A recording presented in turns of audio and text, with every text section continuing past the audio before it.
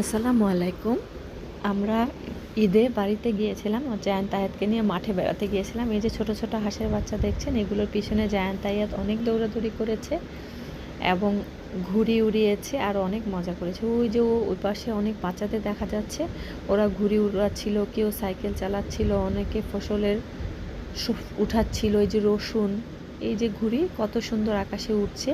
আকাশটা হালকা একটু মেঘলা ছিল, আবার রোদও ছিল, এক অন্যরকম পরিবেশ আর অনেক বাতাস। ধান খেতে বাতাসে যেভাবে দোল খাচ্ছিল, চোখ প্রাণ সবই জুড়িয়ে যাচ্ছিল।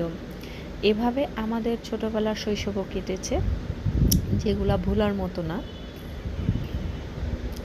এই যে এখানে গরু চড়াচ্ছিল, দেখেন ওই পাশে যে কাপড়গুলো উঠছে সেটা দেখলেই বোঝা যায় কত বাতাস, আর ঘুড়ি কত উপরে উঠে গেছে। বাচ্চারা এখানে বেশ কয়েকজন মিলে ঘুড়ি উঠাচ্ছিল, এই যে সুতা ধরে টানাটানিও করছে। মানে এক কথায় বলতে গেলে অসাধারণ একটা পরিবেশ।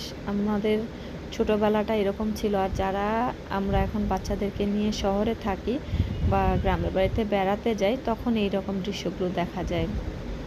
বাচ্চারা দৌড়াদৌড়ি করছিল, মজা করছিল। গ্রামীণ পরিবেশের স্পর্শ পেলে ওদের মন এমনিতেই ভালো হয়ে যায়।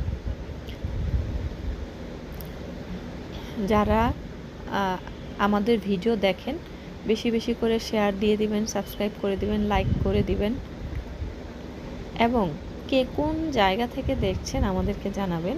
এটা হচ্ছে আমাদের বাংলাদেশের সাতক্ষীরা,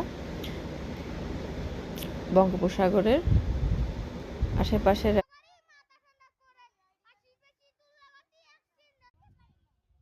ধরে না হোসাইন, থাক থাক থাক, কিনে দিব না তোমাকে। এই যে পরে কেমন, এই যে পরে কেমন, এই যে পরে কেমন।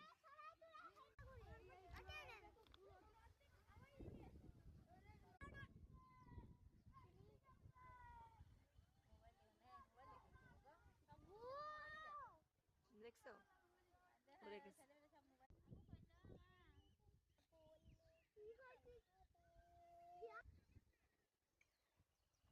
ভয়ে ভয়ে না, জোরে দিতে হবে।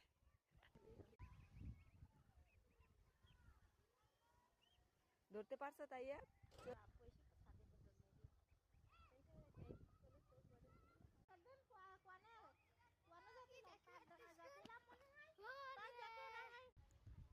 আসো আসো আসো আসো, কে আটকাবে?